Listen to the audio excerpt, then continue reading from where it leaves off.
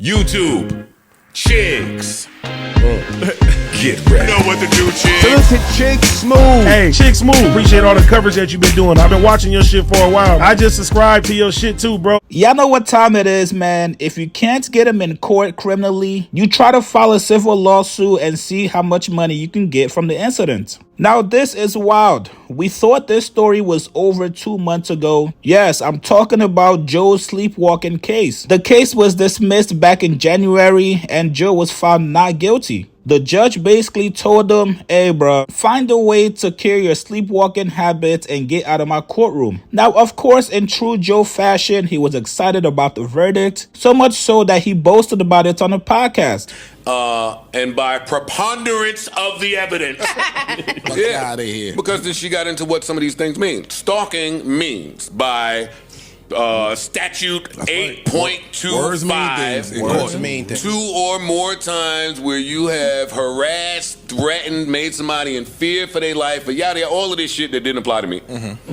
So she was like, by preponderance of the evidence, no, I don't find that is stalking. And lewdness in statute 6.423 says that you have to be nude where there's reasonable expectation for you to be seen. I wasn't seen. That ring video means if you see me through a ring door, that don't mean nothing. Like nobody was in the hallway, nobody seen shit. And you have to be in the act of or trying to pleasure yourself. And she said, Mr. Budden was not erect. Mr. Budden was not masturbating. This is the end of that. So she said Mr. Budden was not erect. He was not masturbating. The one time that he touched his penis, he appeared to be trying to cover himself. Mr. Budden was not trying to forcibly enter because that's what they say. He was trying to forcibly enter my place. But the video shows me trying to put a keypad in. It looked like I had to pee.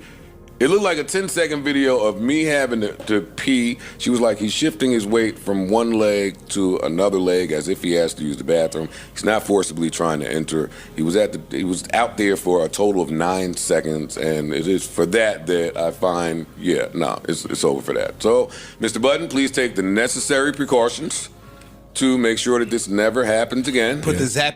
Now, Joe's issue with this particular neighbor has been going on since before the sleepwalking incident. That neighbor has been complaining that Joe and the podcast make a lot of noise. I think at one point during the podcast recording, Joe actually went to go confront the neighbor. Now, we actually got to finding out that Joe owns multiple apartments in that complex. One where he records the podcast in, and the other one is for personal use. Unfortunately for Joe, looks like he's getting dragged back into court again by the same neighbor. Now, TMZ obtained a complaint filed by the neighbor, John and Yulia Aksoy. They claim that Joe Budden and his podcast co-host Melissa Ford and the Condo Association have engaged in a campaign of intimidation and retribution after they raised complaints about the disruption from Joe recording his podcast in the building. Now, I find it very interesting that Melissa Ford's name was listed in this complaint and not any of the other regular podcast hosts. Now, the neighbors, John and Yulia, both claimed they confronted Joe about the excessive noise from the podcast and about Joe Budden and his co-host smoking weed in the condo's common area, leaving ashes on the property and creating a hazardous health situation for their young daughter. They also claimed that they filed a complaint with the Condo Association, which Joe responded back to that complaint by accusing them of making racially charged remarks towards them. Joe then doubled down and claimed he had a recording of alleged racism by the neighbors. The neighbors called his bluff and told him to produce the audio. So far, Joe has not done so. Now, here's also another interesting part.